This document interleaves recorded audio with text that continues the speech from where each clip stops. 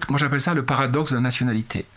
Tous les témoins, vraiment tous les témoins, il n'y a pas d'exception. Ils vont se politiser ensuite ou quitter la France. Mais tous les témoins qui ont été victimes de racisme anti-blanc ont d'abord été déroutés parce qu'ils n'imaginaient pas qu'il puisse y avoir un discours racial dans un pays qui se veut universaliste et qui a gommé la question raciale. Et surtout, s'inventer des origines. Il y a un paradoxe. Je viens de recevoir un témoignage là d'une Française qui est en Asie là, et elle s'est inventée des origines russes. Pourquoi russes? Je sais pas, elle devait aimer Tolstoï, Dostoïevski. Mais le syndrome a été si loin chez elle, mais comme chez beaucoup d'autres, c'est qu'à la fin, elle finissait par croire qu'elle était russe, parce qu'il n'était pas envisageable qu'elle puisse être française.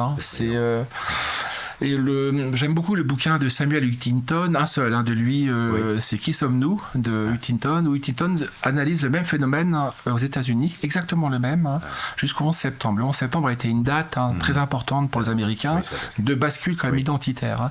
Mais Huntington pointe le doigt que ne sont tolérées que deux formes d'identité. L'infra-identité, donc elle peut être sexuelle, elle peut être ce qu'on veut, en réalité on s'en fout, rugbystique, j'en sais rien, et la supra-identité. C'est-à-dire l'appartenance à l'humanité mondiale.